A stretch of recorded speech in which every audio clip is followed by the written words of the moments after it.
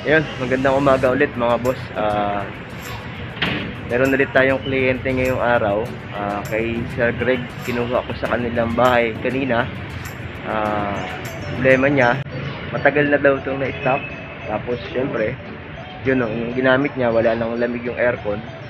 So kailangan ko i-check kung bakit nawala yung lamig. Ngayon nilagyan namin ng gauge. Kulang na siya ng freon. So, i-check upin namin yung linya kung ano yung makikita namin, kung may leak ba o wala. O sobrang tagal nag-evaporate na sa freon. Pero siyempre, mas maganda kung ma-check muna namin kung talagang may leak o wala. So, tignan natin mamaya. Mag-leak test muna kami. Meron isang portion kami nakita sa may pressure switch na pwedeng panggalingan niya ng leak.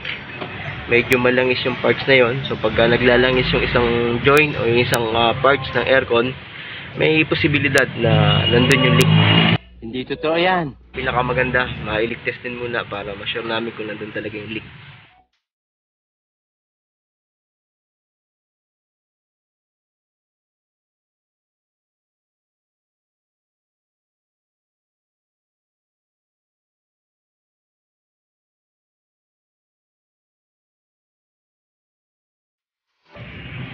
And minsan mga boss, medyo mahirap i-check yung pyesa pagka halimbawang hindi siya lumalabas o walang lumalabas na leak. Meron kaming 250 PSI na niload na nitrogen. Doon sa parts na malangis kanina, wala naman siyang lumalabas na nagbabubbles. Yan yung pressure switch niya. Yun nga lang sa ating karanasan, Nangyayari nga sa akin yun. may leak siya. Pwedeng tumapon sa kanya na oil para magkaroon siya ng oil dun sa kanyang katawan. Galing sa loob kasi si freon sa kasi langis magkasama na umiikot sa linya. Kaya isa sa mga palatandaan na naming mga technician, pag may oil yung parts, sigurado may leak siya. Ang galing mo pala dyan Hindi ko alam So, malamang ang advice ko kay Sir Greg nito, palit kami ng pressure switch, tapos palit na rin kami ng o-ring sa dugtungan. Hindi ko lang kursunada yung Siga ka ba? pagkakahinang nung dating gumawa. Medyo balbon.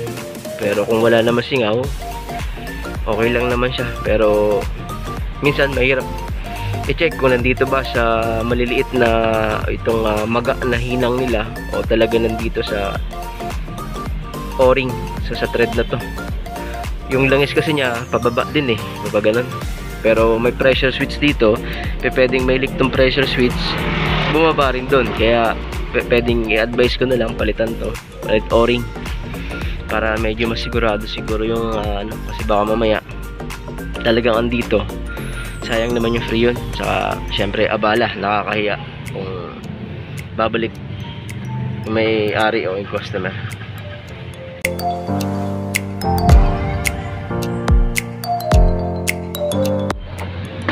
Boss, nakakuha na ako ng pressure switch na pwede kong ipalit, no? So ayan, ikakabit ko na lang. Sige nga, subukan mo. Tapos palitan ko na rin ng o-ring yung dugtungan na isa.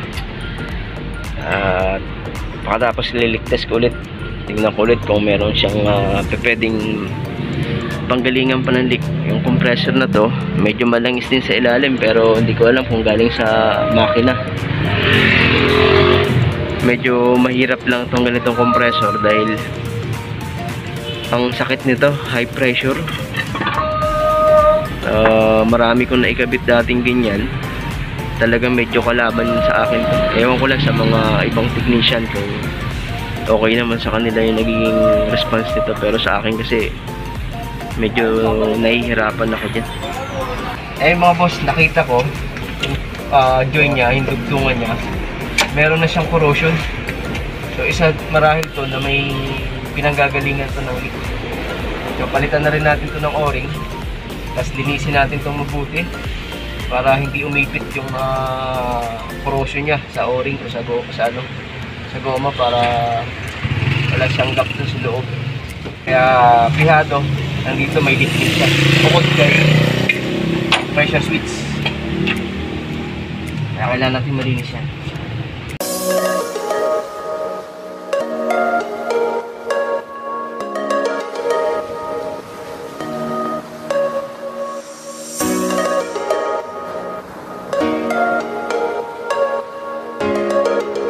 Ayun mga boss, isa rin sa mga pwedeng dahilan kung bakit magbabawas ng freon ang isang aircon system, marahil baka dito rin lang sa pitok.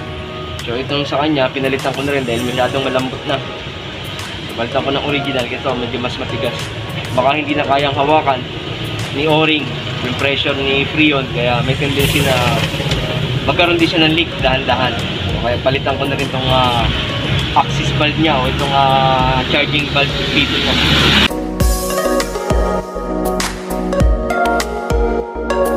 Ayun, nag-leak test na ako.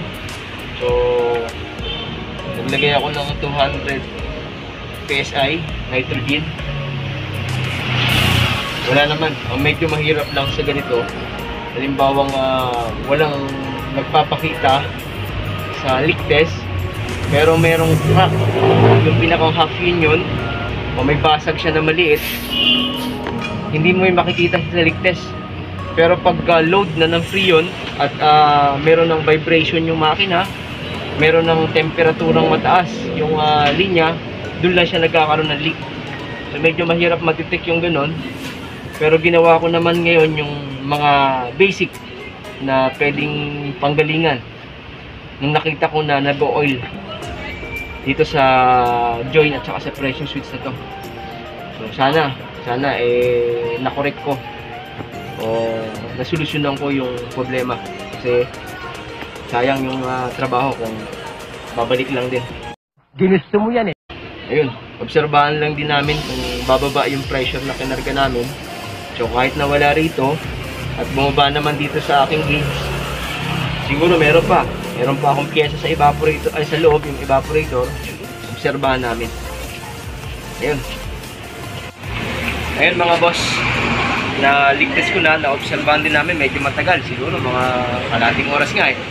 Hindi naman nagbago yung pressure ng niload ko, so ibig sabihin silyado yung system. So magpa-vacuum na kami kasi magre-reload kami ng freon. Sana malamig kasi walang lamig to nung nakuha ko. Hindi ko rin alam kung magre-response yung expansion valve, filter, compressor. Mamaya malalaman namin to kung magpa-function lahat yung mga pyesa. Ayun.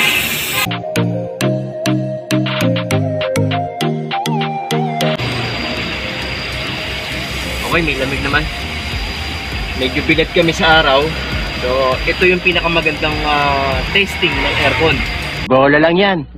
Yung nasa bilad ka sa arawan, kasi doon mo makikita kung meron siyang high pressure, doon mo rin makikita kung gaano kalakas yung response ng lamig. Kasi kung gabi, syempre walang high pressure. Kung may high pressure man, hindi mo makikita dahil nga wala namang mainit na klima sa panahon ng gabi. Kaya medyo maganda to. Kaaway ng aircon ng init, pero para sa akin mas maganda mag-testing ng aircon pagka mainit ang panahon. Doon ko makikita kung talagang totoong lumalaban yung aircon sa init. Pero to medyo nangangagat naman. May mga palatandaan yung mga technician na pagka medyo sinasalat-salat nila ng ganyan at kumakagat yung lamig, yun, very good para sa amin yung mga ganun. Kasi pag medyo mahapdi sa kamay yung buga ng aircon, laban siya sa araw. Pero kung medyo matabang, pag binilad mo ng ganito kainit, baka talunin ng init ng lamig. Ayun, medyo maganda naman yung response niya. Ayun, shoutout sa may-ari nito, kay Sir Greg. Mamaya, pag okay na, dideliver ko na ito sa kanya. Pinagkatiwala niya sa akin ito, kinuha ko pa sa bahay nila kanina. Doon din galing yung mags ng aking auto. Alam ko hindi pa ako bayad eh. Boss, babayaran ko yung pagka nakaluwag-luwag na. Okay.